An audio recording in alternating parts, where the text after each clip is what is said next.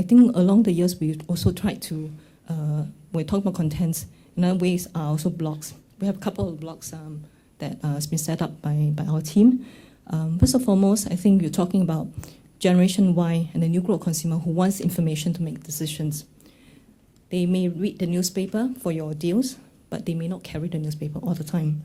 Now, if I want to have an idea of what's been sold in the store, or what are some of the latest things, events that are coming up, naturally people go online. So we actually make that information available online in WhatsApp at FairPrice. So it is actually an online portal where it is an aggregate of all the information. It's a depository of all the print media's promotions that has been shown. So it's okay if you don't buy newspaper because you can get all of this online, and that's also available on mobile as well. And this is our understanding of trying to sort of support the whole ecosystems of grocery planning. Right? So when you are planning your groceries, you may not be carrying newspaper, but you want to know what is on sales now or what's happening in the store. And on there are also tips, recipes, right? And as well as information about what's coming up. So information is key. And for finance, we have a finance blog as well. It talks about a little bit more about subjects relating to fine food and wine. And then recently we've launched a little blog for mothers. Basically, one thing we've discovered is among the mothers, this whole thing about peer validations and referrals of products is actually ranked high in the decision making. So what we have was we instituted quite a series of polls, and we actually look at different categories and getting mothers to talk about what are the things they look for. And those contents are then created, curated and organized into little tips. And the brands that are being voted as the preferred brands are then marked inside the store. So at least it's actually recommended by FairPrice mothers. So this is an initiative that we are starting now. But I think this is just our way of actually leveraging the power of social sharing, peer validations, and I would say social shopping. And when we talk about social shopping, a lot of time people think it's about group on. It's about a group of people buying things. Yes, beyond that actually. A lot of people do their research online, but they shop in the store. Right? So this whole idea of social shoppings are essentially the planning process. So these are some of the things that we're trying to tap into, really trying to reach customers at the zero moment of truth. And this is the time before they step into the stores. Right? And loyalty. In the research, there's actually a research by Amir that I mentioned earlier.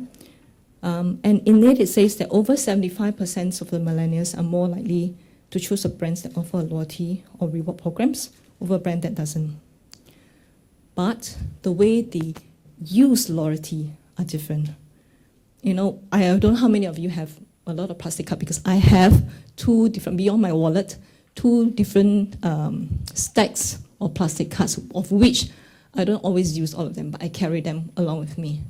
But the time has changed. People no longer want to have the plastic card. They want to have it on their mobile phone devices, right? So if you can have a coupons, mobile coupons, you can have offers, informations that will spark them to buy then and then, or remind them to buy then and then. It's going to work a lot better with these group people.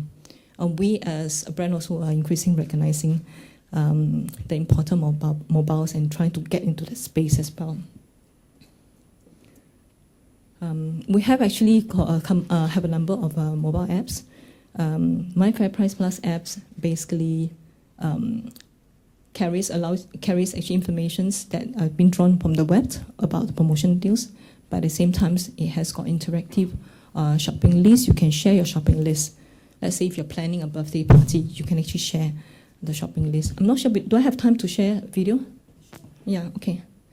I think it's more fun to watch the videos, yeah?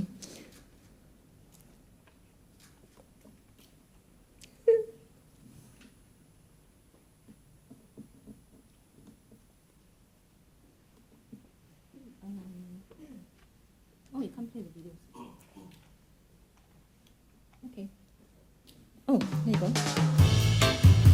Hi, let's take a look at the new My FairPrice Plus app. Here are 3 great reasons why you should download the app. 1. Have the latest promotions at the tip of your fingers. 2. Create your very own shopping list and share it with your family and friends. 3. Locate the nearest FairPrice outlets to you. To create your shopping list, go to Planner in the homepage. Let's create a new shopping list for the birthday party I'm planning. Now let's add some items to the birthday party shopping list. Having a shopping list means you'll never forget to buy any of the items you really need to get. I can either email the list to her or click Share to add it to her My FairPrice Plus app. If you are new and not familiar with the neighborhood, the store locator function will come in really handy. If you have any ideas or suggestions on how we can improve, share your feedback with us. Also, if you see any abandoned FairPrice trolleys, do report the missing trolley on our feedback page. And don't forget to check out the latest promotions and must-buys. Our promotions are constantly being updated, so do check back regularly. The app also has a QR code scanner that lets you scan FairPrice product catalogs so you can do mobile shopping. There are many more functions in the app that you can explore, such as recipes, tips on wine, and food safety. So why wait? Download the app today.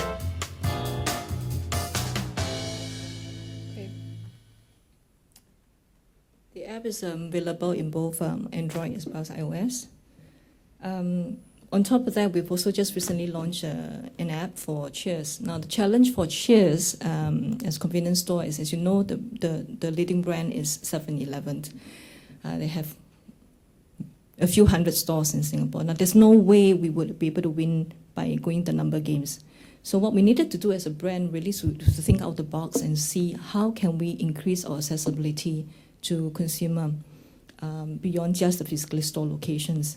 And FairPrice, the Cheers app was actually our answer to that. And with that, it allowed us to show people where our locations are, the promotions, informations, but it has got functions where you can actually register for mobile coupons. There is also snoozer functions where it becomes like a social utility function in that it's like an alarm functions where you can actually, for example, you type in that I need to go for interview tomorrow morning, and it is actually uploaded to your social media network, social network. And what it does is, as more friends liked your post, you get more reminders to wake up in time for the interview. So on top of that, actually, there's also a function where we can introduce augmented reality. So as you're in the stores, you can actually capture virtual icons. In fact, for the current Christmas campaign now for Cheers, when you purchase shop at Cheers outlet, you are able to sort of capture some icons. It could be gingerbread man, Christmas tree, or whatever. And once you collected a certain fixed number amount, you can actually redeem for price. Right. So this is our way of trying to sort of find way to have connections with customers more than the purchase incidences, yeah. But really trying to find a way to get them to use us, if not weekly, daily, and what about hourly? Right. So there's also another one, the wine pairing apps that we launched a few years back. This is quite interesting in that a lot of the wine pairing tips in the markets talks about pairing wine with Western food, and I think the pairing references for Asian foods are quite limited.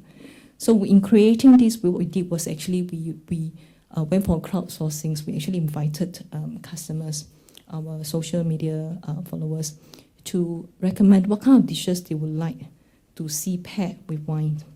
And those lists were then compiled, and it contributes to the content for this app, and it's been updated regularly.